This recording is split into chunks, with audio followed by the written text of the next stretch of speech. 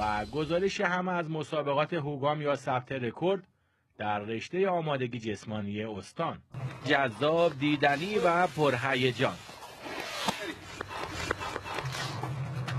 رقابتی که آمادگی جسمانی بالا همراه با قدرت و چابکی حرف اول رو در اون میزنه. این ورزش یک ورزش امداد و نجاتی است و گذر از طبیعت. مسابقات مهیج هوگام یا همون ثبت رکورد در آمادگی جسمانی. چهارمین دوره از مسابقات قهرمانی استان در 3 رده‌های سنی نوجوانان، جوانان و بزرگسالان. کیفیت مسابقه خیلی بالا بود. خیلی مسابقه سختی بود و کیفیت خیلی بالایی داشت. مسابقات خیلی خوب بود و من ازش راضی بودم. ورزش همگانی و خانوادگی که نسل جوان یکی از علاقه‌مندان اونه. یک بستری هستش برای اینکه همه بچه‌ها در کنار خانواده‌هاشون ورزش داشته باشن و امیدوار هستیم بتونیم بستر سلامتی رو در بین خانواده‌ها گسترش بدیم. در پایان برترین‌های هر بخش معرفی شدن و قرار با حضور در تیم منتخب استان راهی رقابت‌های کشوری بشن. علیرضا بهزادیان، خبرگزاری صدا و سیما، بهارستان.